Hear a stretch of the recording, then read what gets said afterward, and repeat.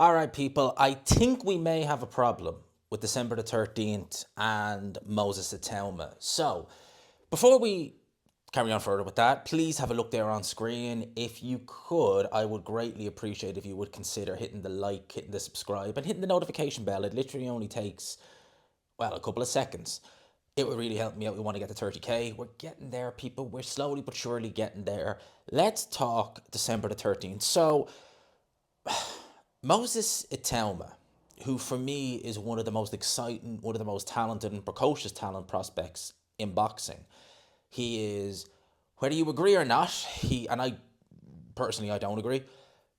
With this anyway, him being ranked number one by two of the four major sanctioning bodies and actually turning down an eliminator with the IBF against Frank Sanchez. So, for all intent purposes, these sanctioning bodies are rolling out the red carpet for Moses Itauma. While I think he's a good fighter, a tremendously talented fighter, I think he'll do great things in the sport. I mean, his biggest name on his resume is Dylan White, a shot to bits Dylan White. And that, for me, doesn't warrant being number one ranked by, well, any of them, much less two, and being, offered a final eliminator against Frank Sanchez with the other one. It's crazy, right? It is, right? But nevertheless, I'm still interested to see Itauma, his development and stuff like that. And we need to see him tested. We need to see him brought rounds. At the end of the day, he's been fighting guys like Dylan White, who, a known commodity, but also known that he's way past his best. He hasn't had a relevant win of any significance in the last 3 years. And again, Jermaine Franklin, some would even argue it's even going back further than that, because Povetkin was shot to bits when he fought him. Shot to bits, and he retired immediately after. You'd have to maybe argue it was Oscar Rivas was the last significant win of his career, which was 6 years ago. It's crazy. And we know Dylan White, punt resistance is shot to bits, all that stuff.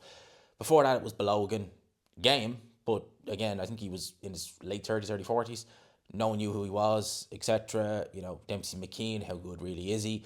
You get what I mean. And he's blasting these guys out in a round or two, which is very impressive for the highlight reels, but it's not telling us that much about Itauma long term in a fight, etc.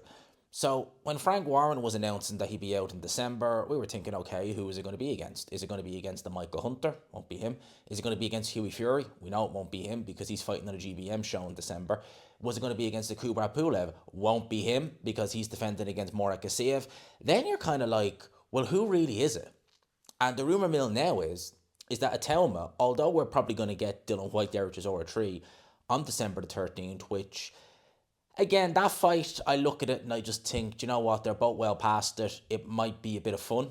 The build-up might be a bit of fun. I just see it as a bit of a kind of a bit of a throwback, to a decade ago where these guys were rivals and stuff like that. And if it is Chisora's last fight, most likely Dylan White's too, maybe it's the right way for them to go out, right? But the whole thing about this December the 13th card was that it was going to be pay-per-view. It might very well still be. But we were going to have Itauma on it.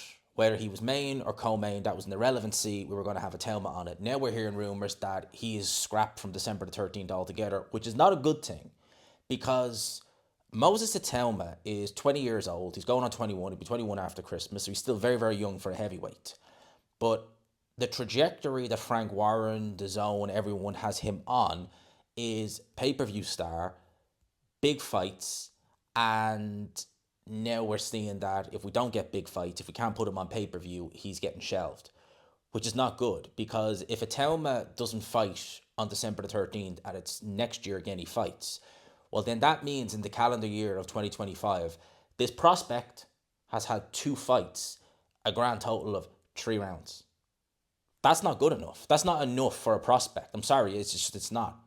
You can't, I know he's only 20, so he can afford it, right? But still, I don't think that's right. And I think doing that whole Dylan White show on pay-per-view is a big problem, because you did it on pay-per-view. Some would argue it shouldn't have been on pay-per-view, fair enough.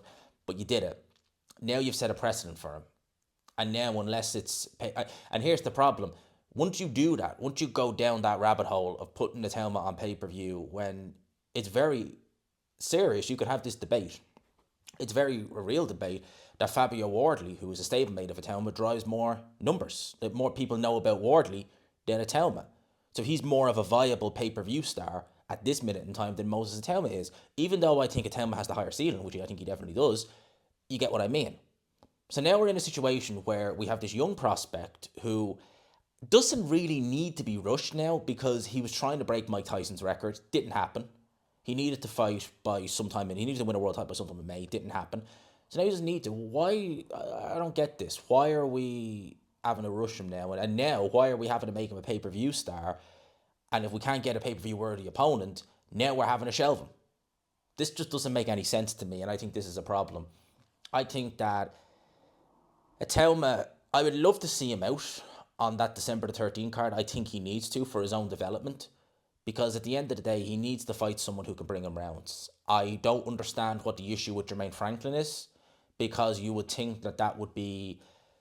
Look, that's not a main event level fight. Certainly not. It's a co-main event fight on the undercard of Dylan White's Aura 3, because that's main event. I don't give it that. That's main event.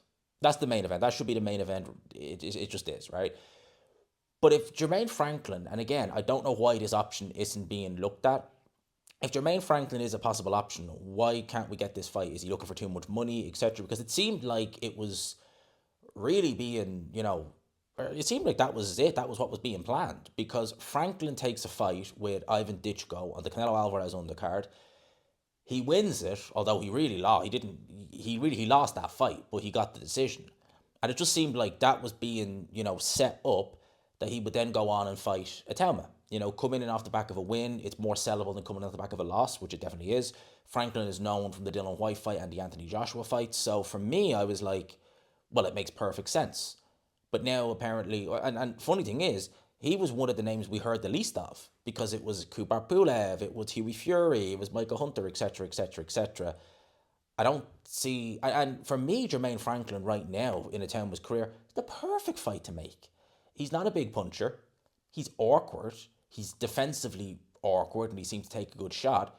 So at the very least, over the course of 10 to 12 rounds, he'd bring Itauma plenty of rounds. And we'd get to see what Itauma's gas tank is like. Instead, now, we have the very real possibility that, again, Itauma has fought twice in this calendar year against nondescript opponents, which for me is just not good enough. You're a prospect. And yes, it doesn't hurt him as much as it would hurt, we'll say, a Ben Whittaker, because Ben Whittaker's 28 going on 29, he's pushing 30. And you're in the light heavyweight division, you can't really afford to be stagnant for a year or have two fights in the calendar year with hardly any rounds. Itauma can get away with that, but I don't want to see it. And again, I've said this before, now you put him on pay-per-view as the headline act. That's a problem now, because now you can't... And I think you can. I think some fighters will be willing to, go back to co-main event, at least for a fight or two, especially someone at Moses Itauma stage of his career. But I don't know, maybe Itauma is, or maybe it's not even Itauma, maybe it's Francis Warren, I don't know. But I don't like the fact that he's only had 2 fights this year. 3 rounds in the calendar year is not enough. It's not enough, no way. And the date that they had planned now looks like it's going to be scrapped. Not the card, but his fight anyway. It now looks like that's going to be scrapped, and he's going to be out of the ring longer. And it means then that, it's just going to stun his developments. And I think it will. I know, again, very young, so he's lucky. But still, he needs to be active. He needs to be active. It's as simple as that. I think that's crazy. If he is now going to have to be, waiting until early next year to fight, I just don't think that's good enough, to be honest with you. That's just my opinion on things. Let me know yours in the comment section below. What do you think? Moses Itauma, he may be on the shelf a little bit longer, which I don't really like. But let me know your thoughts in the comment section below. I hope you enjoyed the video. As always, if you could, people, smash the like button, hit subscribe, of course, if you haven't already. And people, until next time, of course, I will leave it there. Peace.